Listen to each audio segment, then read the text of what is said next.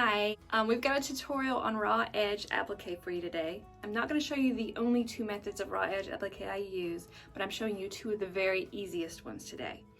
There are other blog posts where I'm talking about different methods. I will link to all of this in the blog post. So the two methods that I'm going to show you today are interfacing. I like Pellen 911, but there's several other brands you could use if you prefer.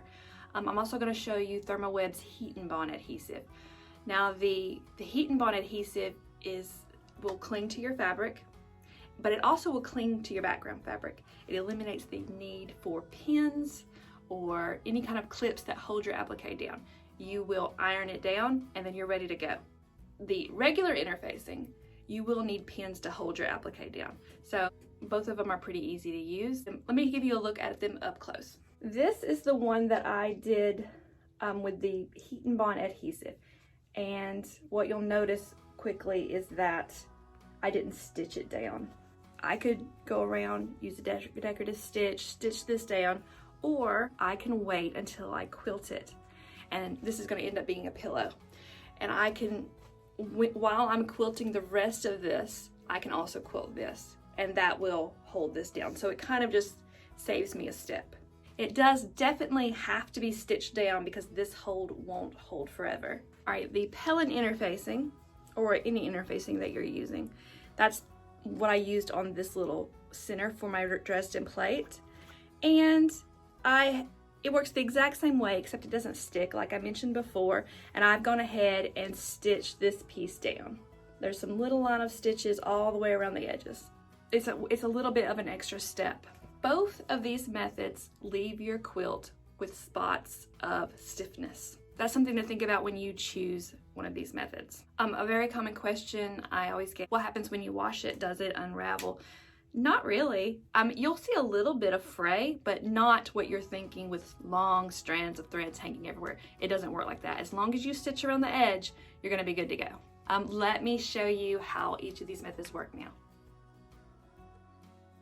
So here's the two products. This is the Pellen Interfacing. There's a lot of different brands of interfacing out there. I really like the featherweight kind. And then here is the Heat and Bond Adhesive. Sometimes you can buy it by the yard, and sometimes you can buy it in little packages. We have it for sale in both packages and by the yard at Meander and Make. We also have this by the yard. These are usually roughly about 20 inches wide. So one of them is sticky and one of them's not. The interfacing is not sticky and this one is. Really your choice which one you prefer. They cost about the same. I prefer this because I don't have to use pins. But if I'm putting a very, very light colored applique on top of a very dark colored fabric, this is gonna see through it. This will make it where you could see the back fabric through it. So that's something to think about. Whereas in the interfacing has a little bit more cover to it. Not completely not see-through, but it's a lot more cover than the paper kind. So I'm going to show you how to do both, and we will start with the paper. So this is the Heat and Bond Adhesive that I'm talking about. Let's say, here's my fabric, and let's say that I want to cut this out. What I want to do is get this smaller. Unless I'm going to be cutting a bunch of it, I'm going to get it down to maybe looking like that so I don't waste a lot of the fabric. Let me do that real quick. And before I move forward, I'm also going to go ahead and cut this real fast. All right. So you can really see the sides. This has got a bumpy and this is real papery smooth. So you want to put your fabric on the bumpy side and take your iron and just press. I want to try to not get my iron on this gluey stuff, but it won't hurt your iron, but I try to avoid it so I don't have to clean the iron later. And then flip it over and then do this back side. It doesn't take long at all with this paper. All right, and now I want to go and cut out the actual flower.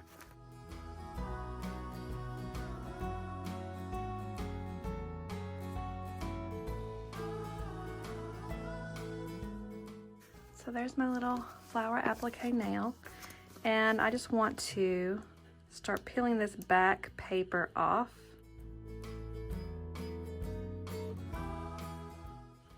You can see it's really slick with that gluey material. And then you're going to put the applique wherever you want it.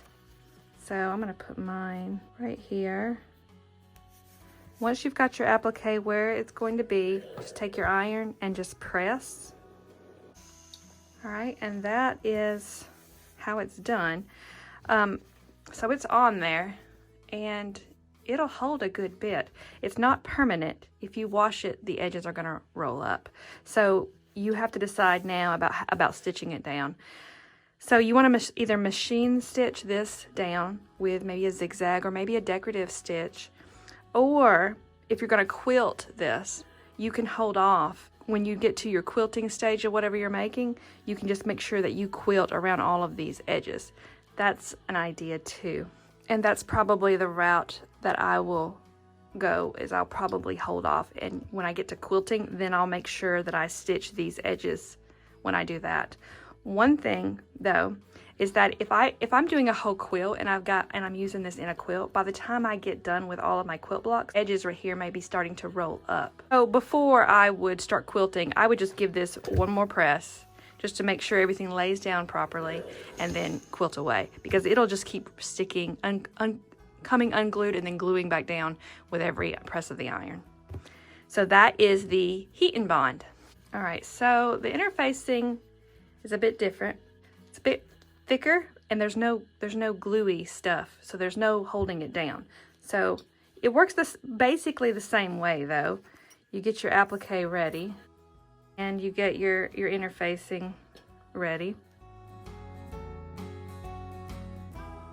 And you're gonna have the same situation where you've got bumpy on one side and smooth on the other. You want your fabric to touch the bumpy side, and then you give it a press with your iron. Now this doesn't hold as quickly as the paper does, so I like to flip it over and press it on the back. And this also has a tendency of dragging, so you definitely want to press in the middle and then out. You don't want to press from one side all the way to the other side. You press in the middle and then out. All right, so now that we've got it pressed, we start doing the same thing. We're cutting out our applique. Okay, so there it is, all cut. And this one I'll have to use pins for. So let's say I'm putting it down here on top of this to be my center for my dressing. I think this thing is just gonna barely fit. I'm gonna have to put some pins in it to hold it because it doesn't have the sticky glue on the back.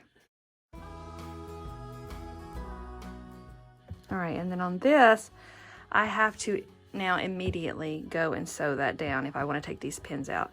So you can use a zigzag stitch, you can use a straight stitch, or you can use a decorative stitch.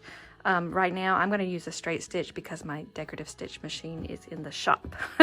So what I'm going to do is just top stitch right around this edge, and I'll show you when I got it done. All right, so there it is, stitched down. You can see the little thread stitches. One quick little tip is that when you're top stitching and you don't want your stitches to show, there are times when you do want your stitches to show, but on this, with my basic plain stitch, I didn't want them to show. So using a thread with a high weight to it makes that a lot easier. I'm using the micro quilter 100 weight thread, so you can see the stitches are really, really almost invisible. I used it on this part and on my dress-it actually.